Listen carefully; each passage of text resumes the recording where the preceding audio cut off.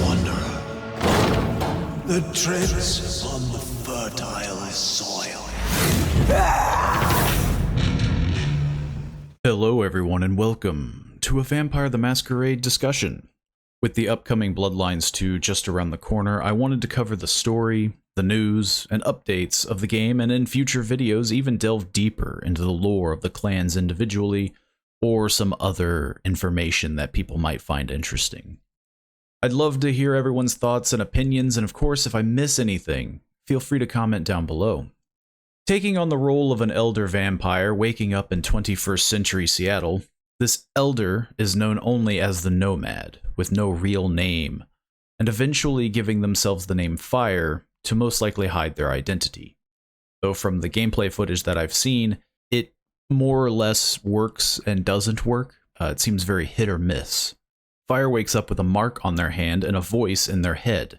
Soon to be found out, this voice is a Malkavian named Fabien, who will act as both Fire's and the player's guide, for those who are unfamiliar with Vampire the Masquerade.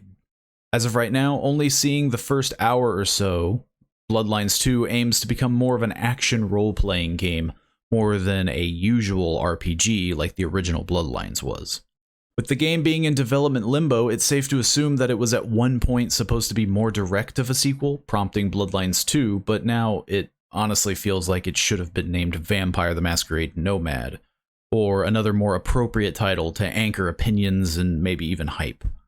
From the gameplay that I've seen of others, and not myself, just to preface, it looks rather enjoyable for a fan of the Masquerade games, but I do worry it will cause a lot of comparisons to its predecessor, and for good reason. The original Bloodlines is an excellent game, though it does struggle in the later half of the game due to development being rushed, to my understanding. And overall, that has created the issue we have now, that of Bloodlines 2 not being more of an RPG and generally disappointing Bloodlines fans.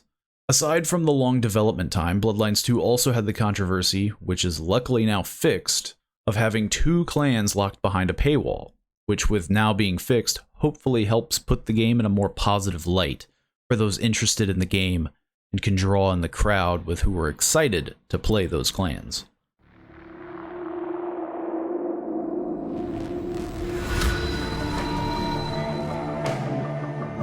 Take me where you want.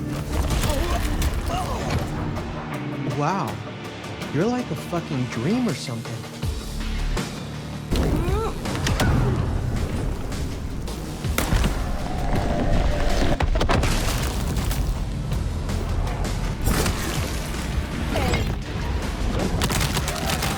You should run.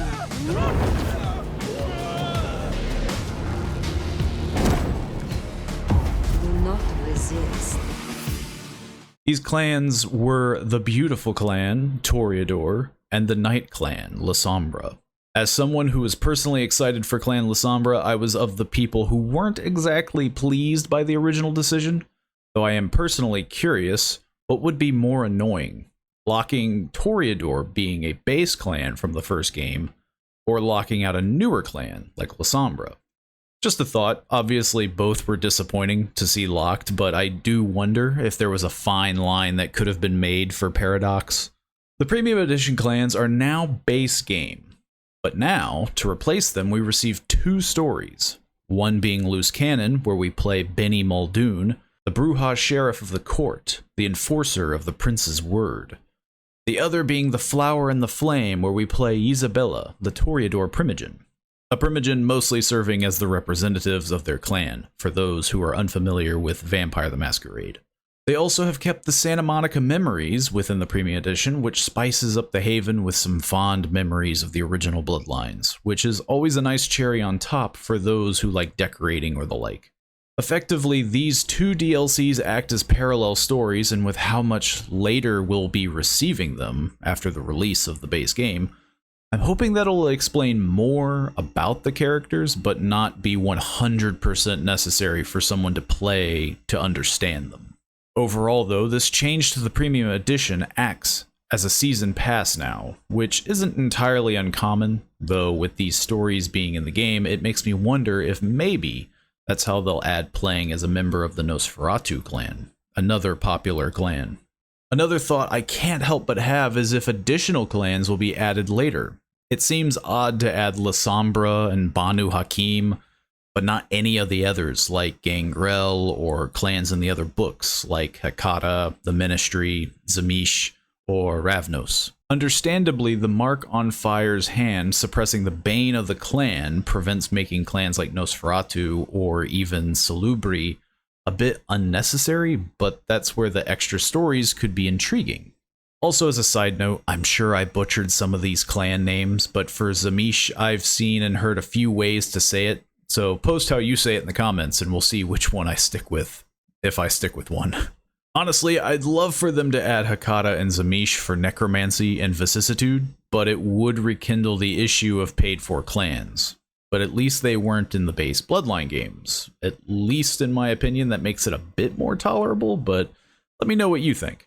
All in all, I'm a big fan of Vampire the Masquerade. I thoroughly enjoy the idea of more games that revolve around the world of darkness, and though the major complaint now being this game doesn't have the same RPG elements as the original, I'm still pretty excited for it all the same. Let me know what you think though. Is it safer to just see this as a Vampire the Masquerade game that isn't related to Bloodlines and live in our own headspace, or to swallow the hard pill that maybe this is just the direction that Bloodlines will be going forward? That is all I have for now, but in the meantime, let me know your thoughts and theories, as I'd love to hear them. Let me know if I missed any details, and don't forget to subscribe to stay up to date on future videos, some videos being Let's Plays, some being these lore, theory, and discussion videos that will be posted at least once a week. Don't be afraid to let me know some other subjects you'd be interested in either, and hopefully I see you all in the next video. See you then.